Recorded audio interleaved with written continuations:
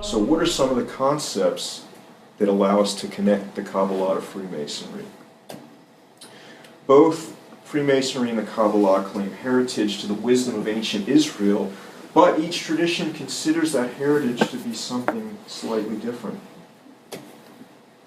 Both believe in improvement of the world through improvement of the individual. Now this is important because you might argue that what business does anyone have, starting a revolution? Well, when you look at it through this way, someone's improved themselves, they think they've reached some sort of attainment, and then they turn their gaze outward. I think that's the simplest explanation for it. Kabbalah and Freemasonry both use Hebrew words, including letter and word manipulations. Both Kabbalah and Freemasonry have the idea of 3 pillars and other iterations of the number 3 and the geometry of triangles of various types. Both use extensive metaphysical diagramming, the tree of life in the Kabbalah, trestle boards in Freemasonry, essentially for the same thing, to diagram the spiritual ascent. Both are concerned with secrecy, initiation, and oath-taking. And talk a little bit about that, this idea of secrecy and concealment in esotericism really boils down to these dialectics of concealment and revelation in Kabbalism. So the very nature of these Kabbalistic techniques reveal hidden dimensions in sacred texts. Of course, it goes without saying secrecy is important because you don't want to be seen as an apologist for paganism, Judaism, or magical arts. So secrecy is definitely important. But for multiple reasons. So what else? Kabbalah and Freemasonry both are concerned with religious texts and ideas, but not formal theology nor religious practice. That's pretty huge. I mean, you don't find a lot of traditions that are concerned with religious texts and ideas, but they don't care one whit about religious practice at all. Not a bit. And then you have this idea of like-minded men having an opportunity to meet, regardless of religion, education, social class, ideology, race. And we have the symbolism of light. Now, I don't think I need to explain this too much, and this doesn't really lend itself to it, but suffice it to say, light in the ancient mysteries is synonymous with knowledge and truth, and darkness with falsehood and ignorance. That's always been the case, and it is today too. So both the Kabbalah and Freemasonry use this metaphor of light or truth or wisdom. So what else do we have? Both are concerned with creation. The Kabbalah is concerned with the creation of the cosmos and humanity. Freemasonry is concerned with the creation of the Temple of Solomon. Again, superficially those are different, but if you dig below the surface, they're exactly the same thing. The next 2 lectures in the day will actually connect to some of that. Yeah. So I don't think we intended to line them up that way, but that's how it will work out. Excellent. Another idea, geometry, is the key to describing the creation of the cosmos and is the signature of divinity. So both Kabbalism and Freemasonry express that idea. That by itself, I think, to me, shows you have a strong connection between Kabbalism and Freemasonry. Here's another one. Introducing innovation under the guise of ancient tradition. Kabbalah and Freemasonry are doing this constantly. Kabbalism, almost any one of those ideas we showed prior is an innovative idea. The divine feminine, humanity as the linchpin of creation. These are all innovations, but introduced as ancient wisdom. Masonry is very similar. All you have to do is look at a book called Anderson's Constitutions.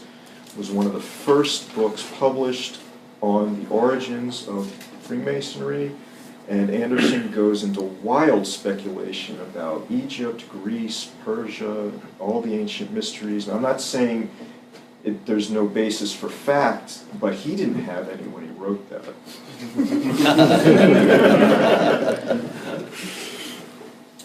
So another familiar idea is concordance with these ancient wisdom traditions. So both Freemasonry and Kabbalism are in concord with ancient traditions like Gnosticism, Neoplatonism, Hermetism, these ancient mystery schools.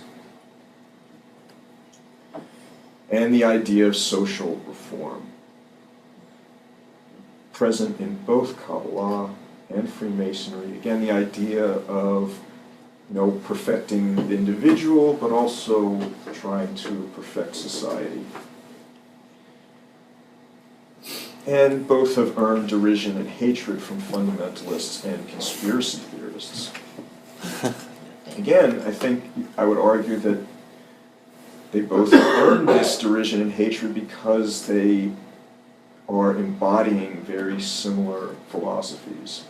So what I'm showing you here is that my argument is essentially that in the Christian milieu, Freemasonry is the vehicle by which Kabbalism is advanced. Because nowadays, the only real Christian Kabbalistic tradition you have is Martinism, and that's even not purely Kabbalistic, and that's very small and low-key tradition. Freemasonry is not low-key, it's huge. It may be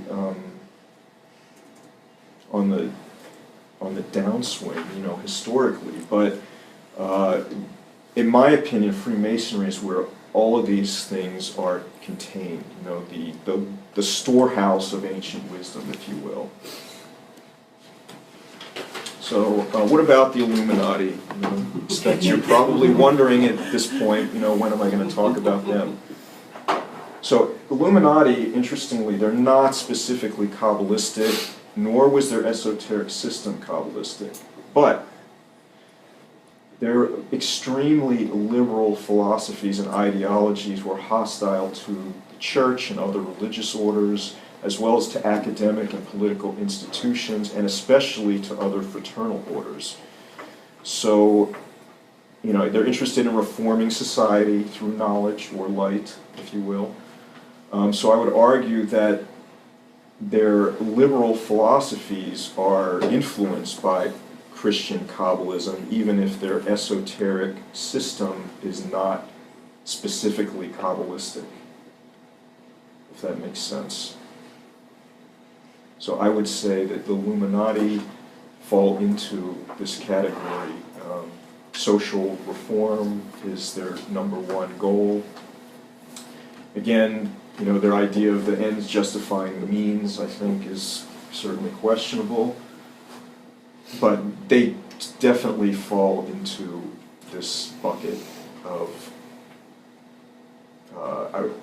political intrigue and utopianism. And I should back up here.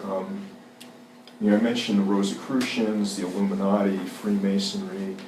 In addition to Kabbalism, a lot of these ideas and philosophies are dependent upon utopian ideas. Rosicrucianism, this idea of universal reform of society, you could call it idealistic, but I call it utopian.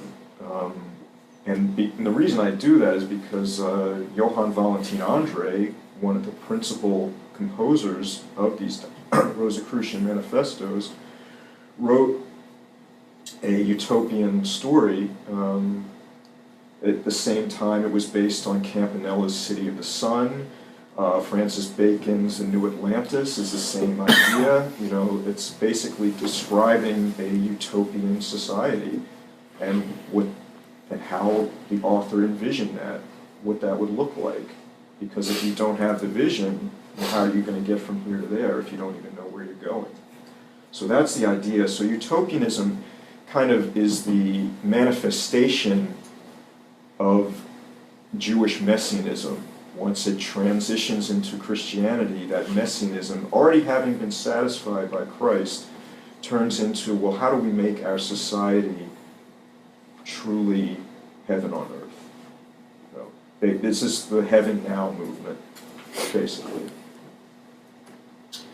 So we talked about Sabbatai Zvi, 17th century in the Ottoman Empire. He claimed to be the Messiah, and then he converted to Islam under threat of death. So about 100 years after him, we have Jacob Frank comes along in Poland. Again, he's into sexual mysticism. He claims to be the Messiah, and he and his followers are forced to convert to Catholicism. Again, he and his followers had no problem doing that because they viewed it as just, you know, taking off one suit and putting on another. And well, actually, it's interesting. The Polish nobility is comprised of the followers of Jacob Frank, primarily. So in Freemasonry, we also see scandals, no one claiming to be the Messiah, but the similarity here is, I would argue, that these scandals have in common something where the people perpetrating them believe in their heart that they're doing what is right. So they don't really question anything about it. You know, could it be dangerous? Could I be influencing people in a negative way? It's all out the window. In Freemasonry, you have things like the Morgan Affair, which is a disappearance and suspected murder of Masonic revealer William Morgan, and subsequently the anti-Masonic political party formed, which even to this day, I think was still the largest third-party movement in the United States. There's still a lot of anti-Masonic sentiment in Christian fundamentalist communities. More modern examples, you have the P2 Lodge in Italy. They were involved in embezzling money from the Vatican Bank with likely underworld connections. Even in the news just recently, there's a scandal in England. There was a riot at a soccer match, and there's a lot of charges that Masons in the police force were involved in covering it up or helping people who are responsible to escape, you know, their day in court. Laws of secrecy, oaths of obedience. What's that? Laws of secrecy, oaths of obedience. You get any institution like that, you're going to have people taking advantage of it. Yeah. So they think they're doing something that is sort of like a higher ideal. You know, we're not going to adhere to man's law because I'm adhering to a higher authority. I'm going to say most Masonic lodges that I've encountered, you know, have been conspiring to have the same roast beef dinner after lodge continually. There's got to be a. Oh, I was going to say that they may or may not have that in common with the Cabala, but it's tasty. So. Now we can all the Kabbalists can agree on the roast beef dinner. Yeah. So how does this work in reality? I think this is a good example because it's recent and the scholarship is just coming out about this. The Mexican Revolution of 1910. Here we have the leader of the revolution, Francisco I. Madero. Now, secretly, Madero was a spiritist. He was communicating with the dead. And he was not just a dabbler in this. He was very accomplished, and he wrote a book on the subject, and he was connected, we'll see in a moment, to very high levels of secret societies. So he's the front man. for the Mexican Revolution. Again, he's secretly a spiritist, that nobody knows this though. But his personal physician and closest advisor is none other than Dr. Heinrich Arnold Krumheller, German-Mexican physician connected to Papas Theodore Royce, Aleister Crowley, and the leaders of European Masonic circles and other esoteric groups. Krumheller is probably the highest ranking Mason in Mexico at the time. And we don't have evidence that he was manipulating Madero, but I think, you know, when you look at what happened, it's kind of clear. You have Madero, and he's being supported by Krumheller, and they're agitating for social reform and then for revolution. And Madero is being, his morale is boosted by messages from the afterlife, you know, from the dead spirits, and from his esoteric connections overseas. I was going to add that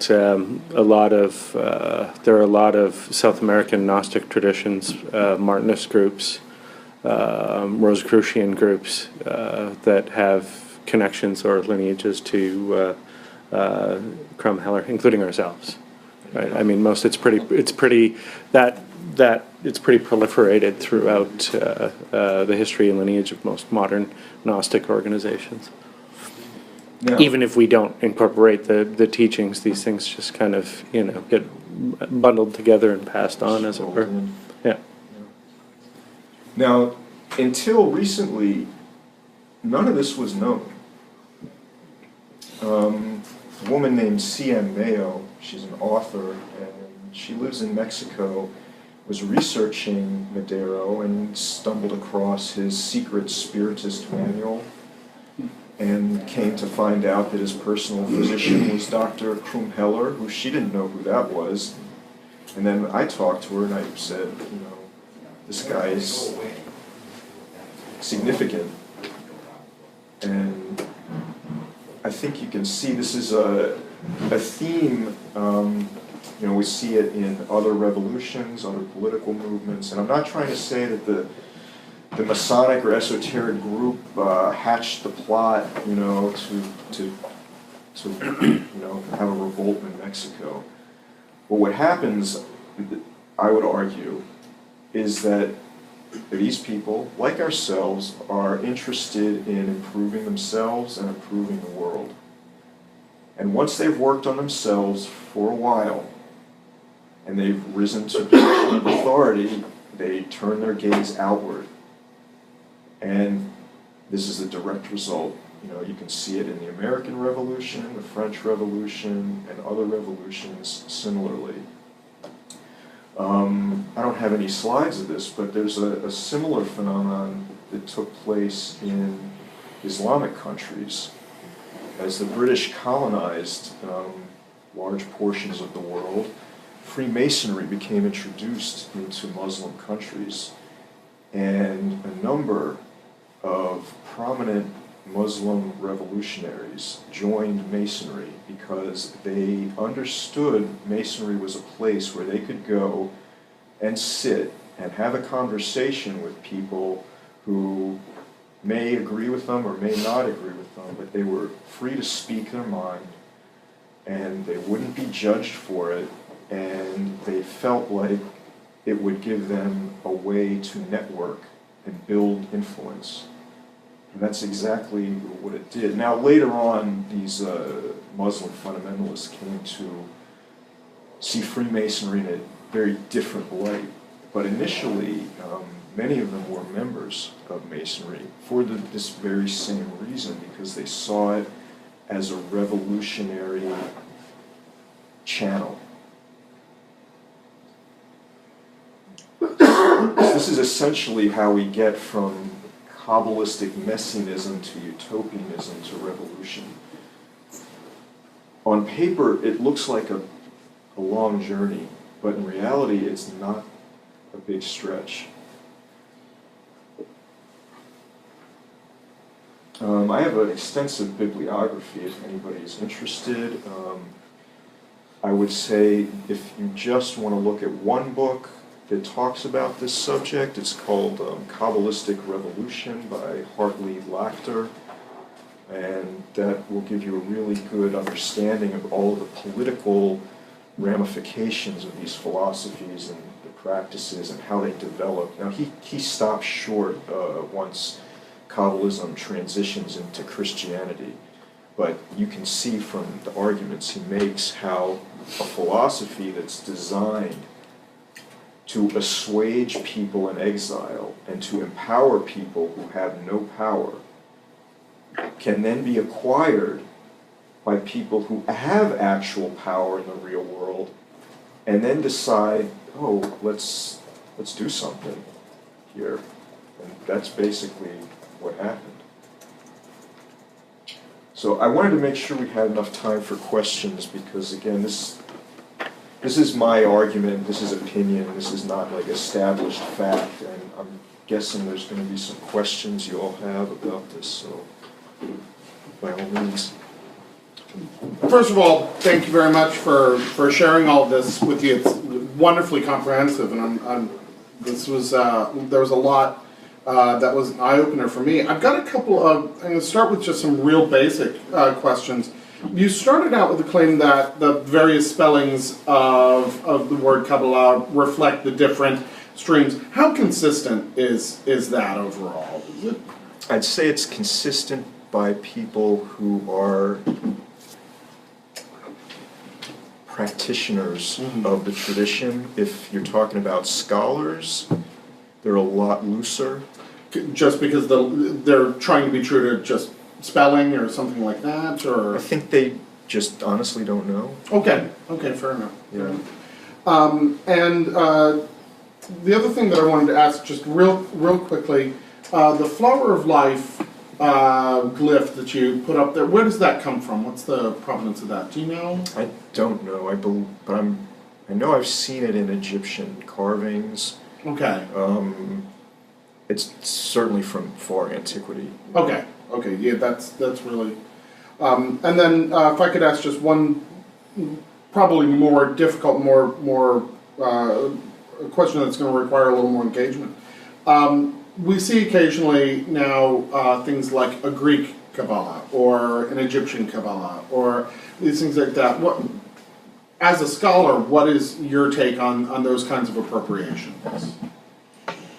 That's a good question. I guess the first thing I would say is I don't know if I would even use the word appropriations. What I would say, and this opinion is my opinion, it's not mainstream. My opinion is that the techniques that Kabbalism uses with Hebrew were not developed specifically for Hebrew. These techniques, I believe, were in existence prior and in use with other languages prior. And I think this is where the confusion over the provenance of all of these things comes in, because in earlier times they thought that Kabbalah was older. Now we know it's not. And I think that historical kind of, at least for scholars' purposes, this discontinuity where before it's here and then we flip everything and it's down here results in what you're talking about, because the inclination is to say, well, no, this is Jewish Kabbalah and that's where this comes from. And if you're taking it and using it in Greek or Latin, well, that's a derivative and appropriation. I don't know that that's true. Okay.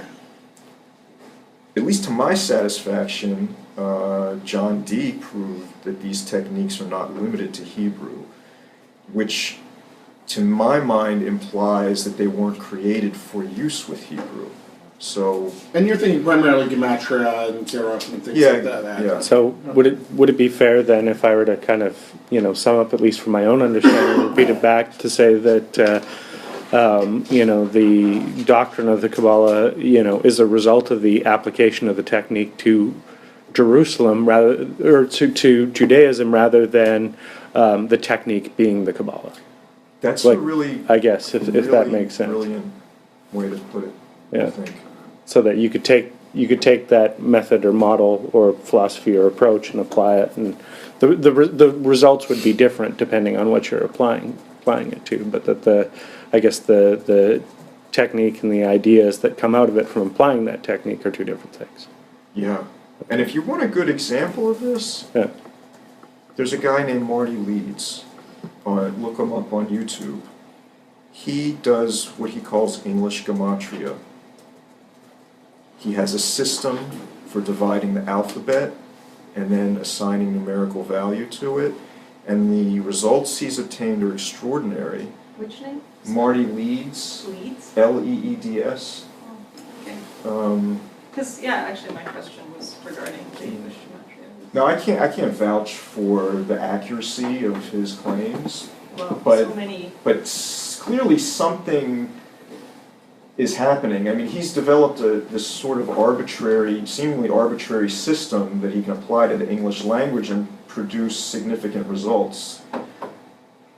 Now, it's important because, all the sound of fury and like the Lennox circles because of like probably some session with the English gematria and having somebody created and he felt that he could. And so, and then, he accepted and rejected his students' work on it, saying, yes, that's it, no, it's not. Right. And because of that, and because most of the information he had was through Mathers by training under him, is Raymond Lull someone that Mathers was familiar with and studied? And would you say that maybe he is an originator of English Kabbalah, or did he do work with that, or was it?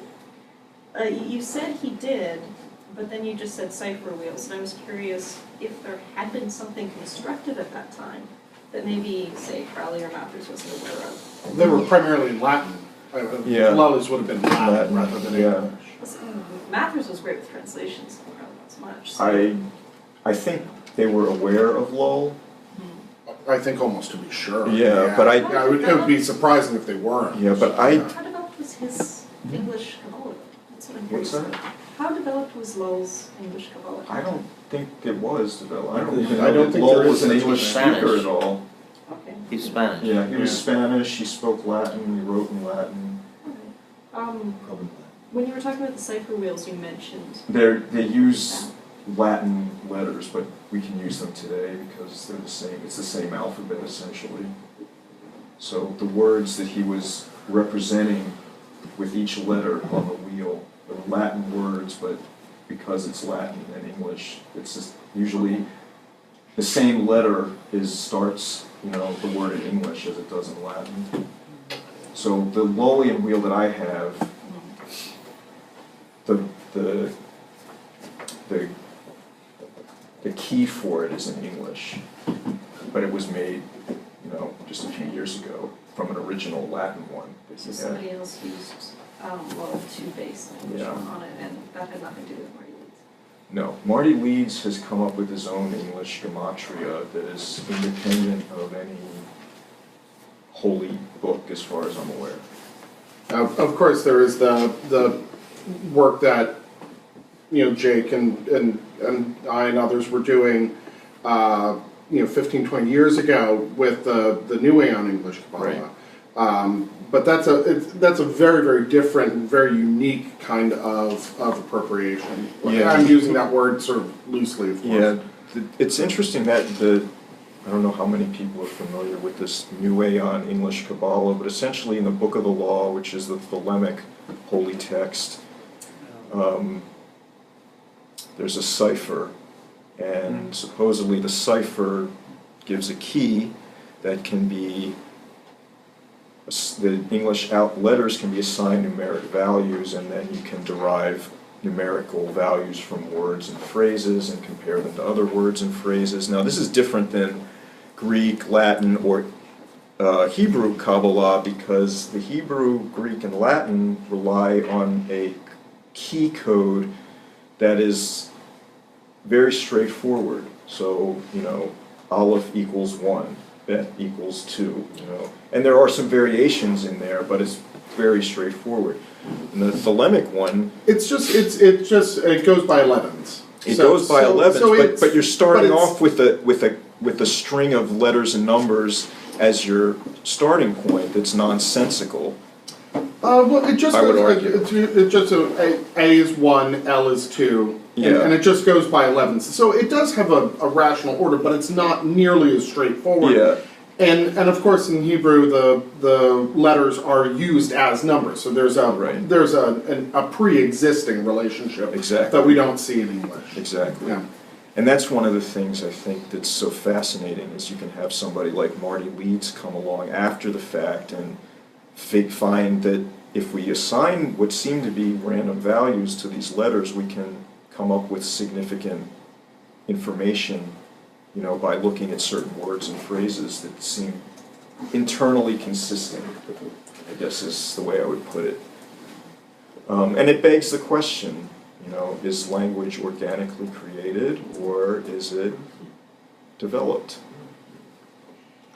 It's how I have a few questions, but how early do we see the kind of cursor tree, the Cabala, the tree of life that many people know and work with or are familiar with? Like, does it originate with cursor? Do we have earlier illustrations of that specific diagram? Well, the Kircher one is probably the main one from the Christian Kabbalah, so I think that one's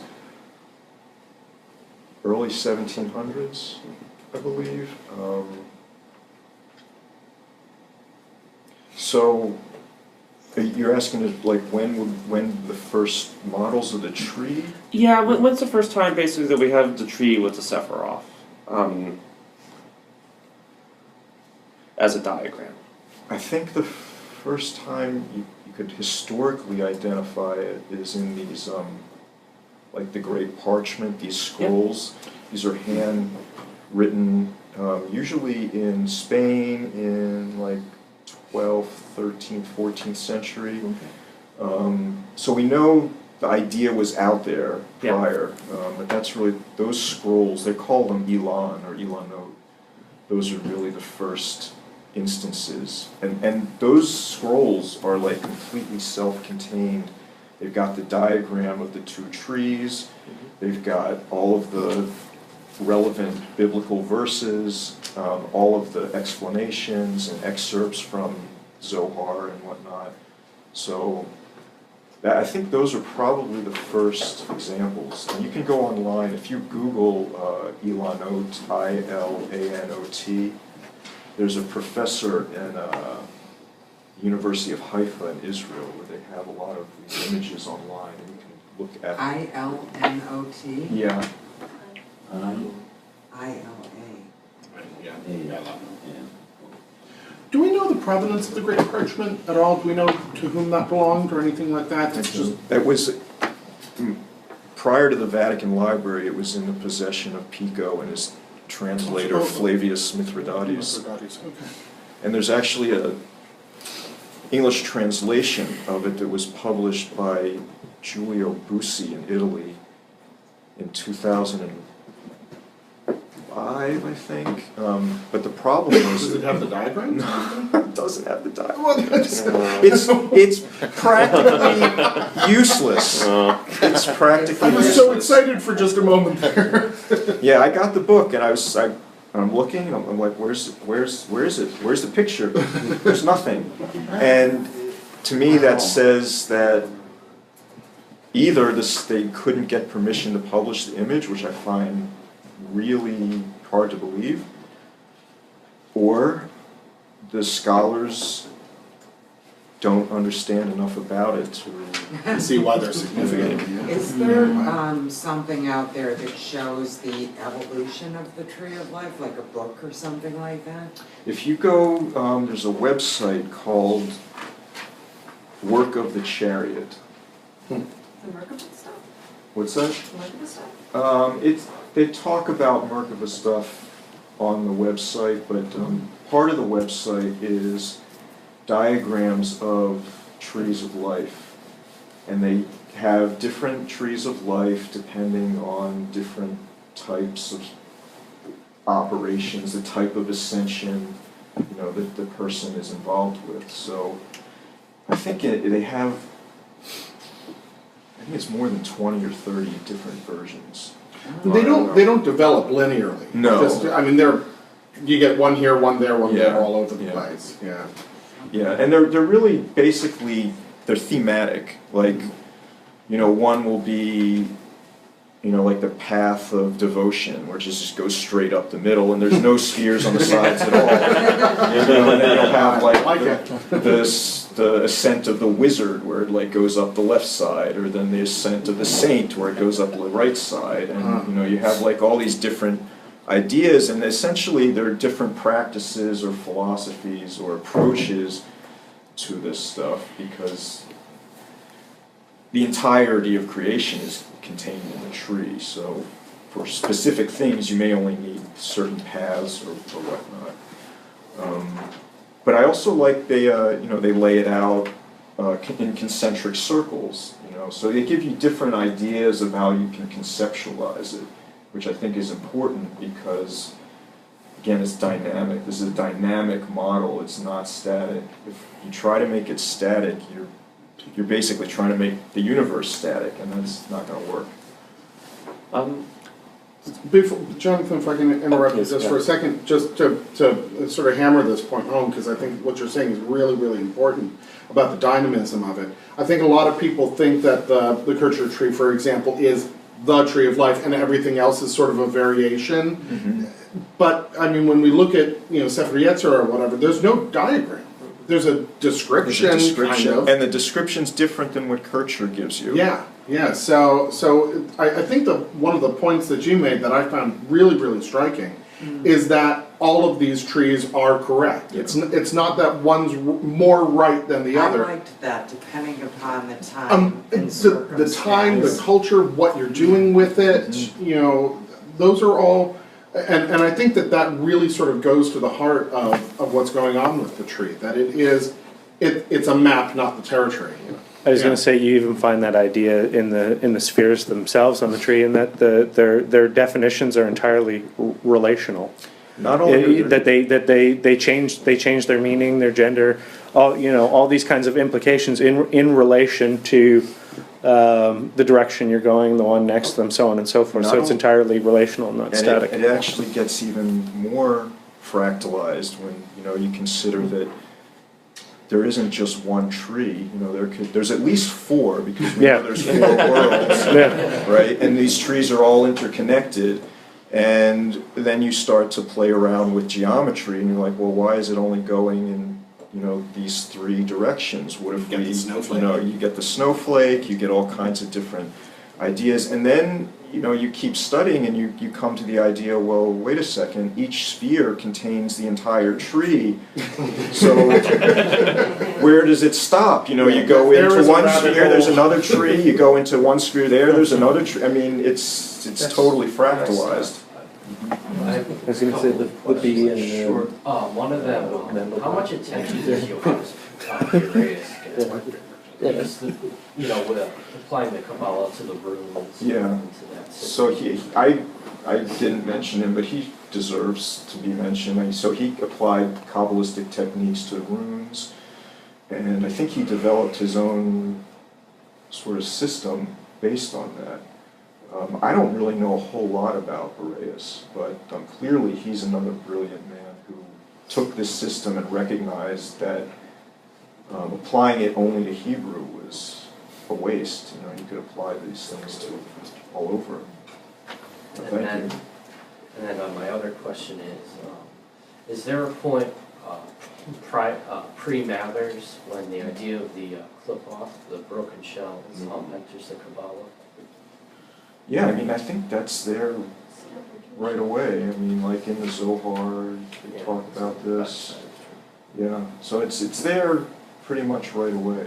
But how developed is that? I mean, do they have the ideas of the inverse tunnels, for example, or even the names of the different broken shells, or is that Mathers and afterward?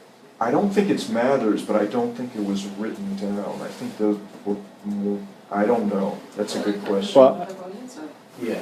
I was gonna say, I think you find you might not find the inverse tree, but I'm pretty sure you find the shells and whatnot in Lurianic Kabbalah. Well, I know they're out there because the sigils for the clipotics spheres or shells are Carcer demons and those things like demon that, those sigils. Crowley put them in one of his books, and they were in existence prior. So I'm guessing certainly Middle Ages, probably earlier.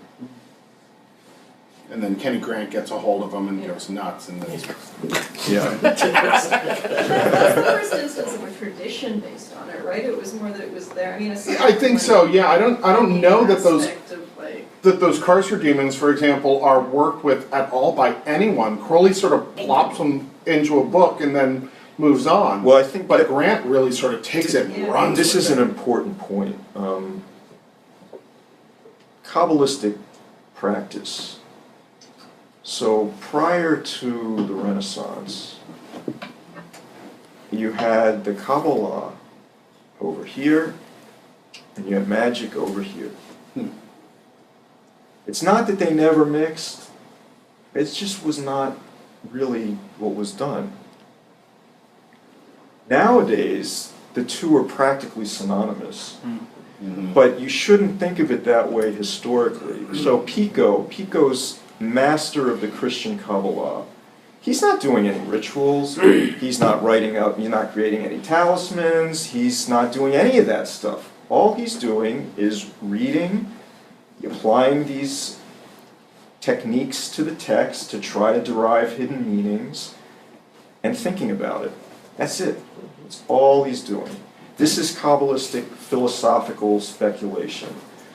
There's no calling angels, there's no, creating talismans.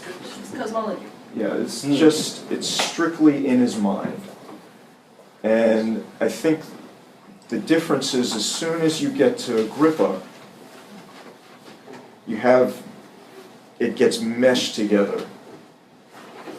And so essentially, at that point, any Christian Kabbalistic development is almost purely magical and not philosophical, which is a big departure.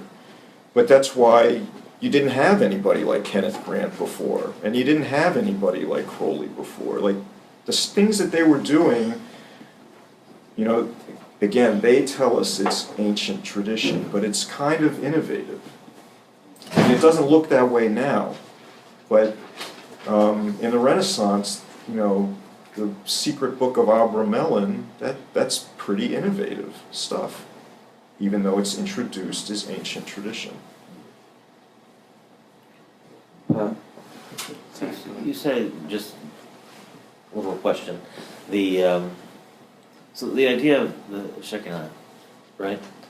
So you're saying it's an innovation when it comes to this, but actually we know now that ancient Judaism did have But the a time feminine the aspect, Kabbalah so- was created, it was an innovation because that was not part of But how do we know that Judaism. it wasn't an oral tradition that was kept? Well, we don't know. And the Kabbalah describes itself as an oral tradition, but scholars can't track that because when the oral tradition only, it doesn't escape into the world. So, and this is why I would say, like, studying Kabbalism is almost impossible unless you're Jewish and you have a teacher, because there's so much that you're never going to find in a book. So many little explanations or techniques or ideas that just don't get transmitted. So it's a great question. I don't know that we could know that. Yeah, every Gnostic's head pops up when he talks about a female aspect of the divine that's in exile on Earth. So it's pretty fascinating. Yeah, and that's, I think, why, they even saw Gnostic ideas in Kabbalism. And trust me when, Jews who are not exposed to the Kabbalah hear about this, they're just as surprised. You know, they're like, what? Female aspect of God? What are you talking about? So, and I should add, you know, the Kabbalah is widely discouraged within Jewish communities. Like, when I was growing up, they told us, you're not allowed to study this, and the only people that do are idiots or fools. But on the one hand, it's true. Speaking for ourselves, of course. I mean, coming at it now, you know, 40 years later, I'm like, well, yeah, that's kind of true. Did Frank and Sevi, after their conversions, I can understand in their followers' eyes the kind of theology, because they're being the feelings of oppression, secrecy, and you know, the Messiah, almost as a trickster figure, right, and putting this on. But did Frank and Sevi themselves, after the conversion, still think they were the Messiah? Did they see this as part, you know, some sort of sacred exile, some sort of sacred act when they were forced to convert, or is it just their followers' interpretations? Do we know?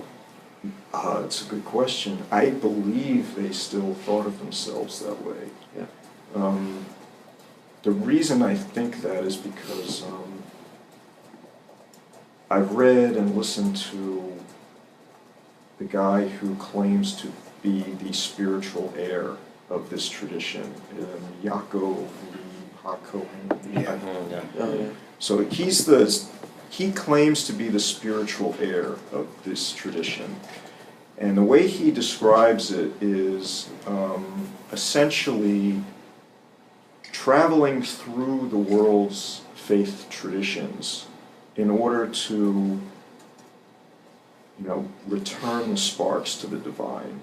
You know, and the only way to do that in a comprehensive manner is to travel through the religions rather than just park yourself in one and work at it there.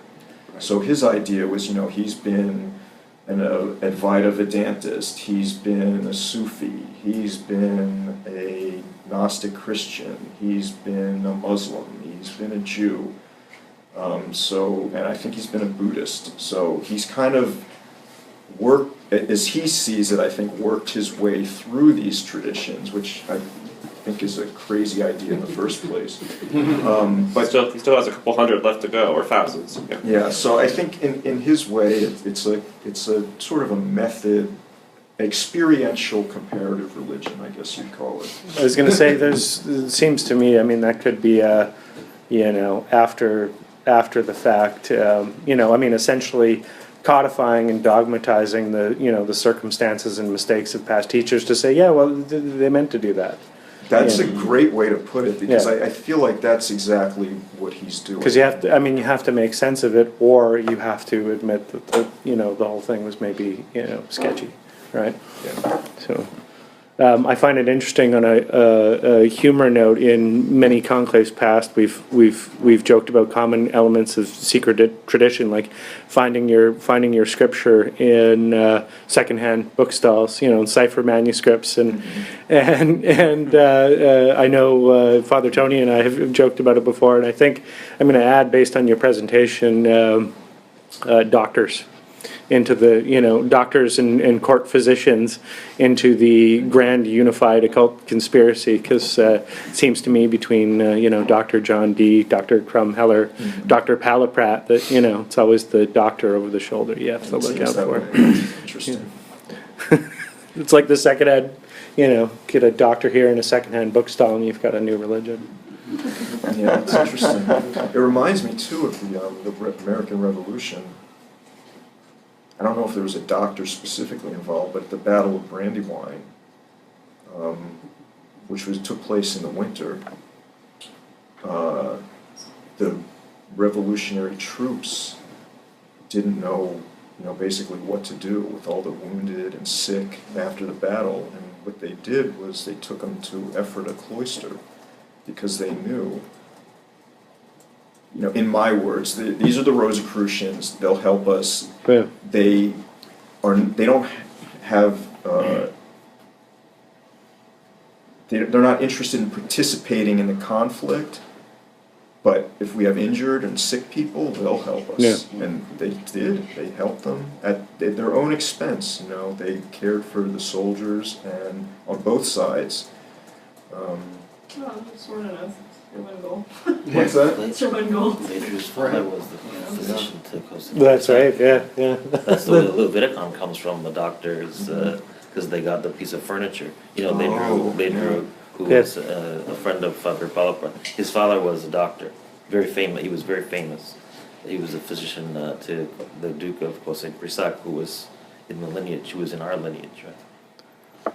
It's fascinating. Another sinister doctor. And Palprat with Napoleon, and there's all sorts of. Look out for those guys. Do we have any of those guys? Sketchy. And he had friends on both sides too. Right? So he had friends We have in the no court, sketchy in the doctors French at all. court, and in the Revolution. Yeah, that's Yeah. a good. You gotta, As usual. gotta make sure Yeah. it's a safe landing. Masons are dangerous. But if you really want danger, you get Masonic doctors. Then there's that Dr. B and No, don't even start on that. And wasn't Pappas a doctor? he was. Yeah. Yes, he was. Yeah, Yeah, he he was. is. Yeah. So We're on was, to something Lynn here. Westgate. That's Yeah. right. Worked for the coroner. It's interesting. Now, do you know the story of him and Master Philippe? Which Pappas and Pappas. Philippe? Yeah. Yeah.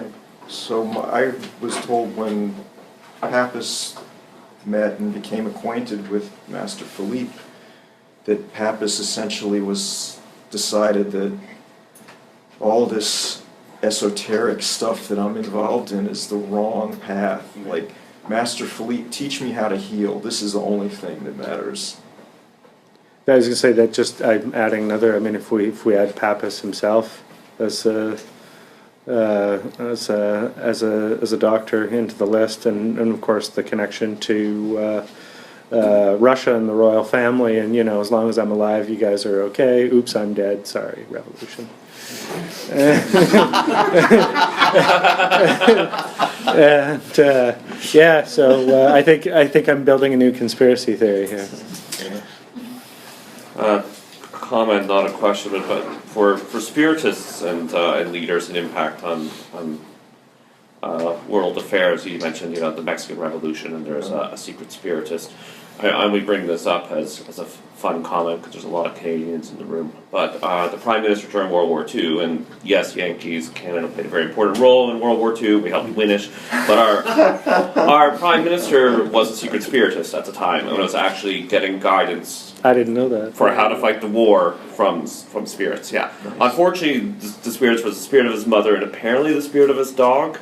And nobody had any idea till decades later. So what you're telling us is that Canadian politics hasn't really changed. Yes, yeah. It's interesting. Back to the numerical value correlations between the serpent and was it Christ or Christo? Messiah. Messiah. Yeah. Is there also some corresponding word for like wisdom or gnosis or experience or something that has the same numeric value as well? Not this has the same, but I'm guessing there are, that the value of that, the word that probably has some equivalence. We could go down that rabbit hole whenever you want. We can work I would that love out. to go down that rabbit Yeah. hole because as soon as you mentioned the serpent Well, and Messiah, the first thing I thought was wisdom. I would caution you before you embark on that journey because it's not rationalistic thinking. You will start to see messages in license plates. I'm already there. So I mean, like a good example of this, a real example of how this gets kind of out there is there's I forget which, I don't know, there's a story where Abraham is he's having visitors. I think it was 2 or 3 visitors that he had. And this phrase that describes the visitors adds up to 701. And the names of the 3 archangels add up to 701. So then the Kabbalistic story is, well, Abraham was entertaining the three archangels. So it's not rational. There's no rhyme or reason necessarily to this stuff, and then it flips the whole story on its head, to give it a whole different spin. Yeah, that would be horrible if we linked that to Sophia. God forbid that, I mean, There's no rational thinking for that. I was going to say we're about 2 steps away from Baphomet and Sophia. Yeah. I have always thought that, and I don't mean to be facetious or to mock mentally ill, but it does sound like a way to give yourself schizophrenia if you got too deep into it, because that's what. Well, that's the whole point. Yeah, that's the whole point. Schizophrenia. Jonathan, you think I'm kidding about the messages and licensing? Yeah. It doesn't necessarily take much. I mean, we were talking about, messiahs have happened for less. I mean, at some point, David Koresh was brushing his teeth in the morning. You know what? Holy crap! I really am Jesus. When you have this stuff that allows you to construct it or line up the dots or lay out the stones in a way that makes a lot more sense than that, I can see how people kind of. Yeah. So you have this idea of kind of changing the scenario, flipping things around to interpret things differently. Well, then you get into the idea of, what is man? Who are you? And then even that gets flipped. So, as you keep studying this, your individuality kind of takes a vacation, and you kind of have to come to grips with there's something else going on that's not who I think I am.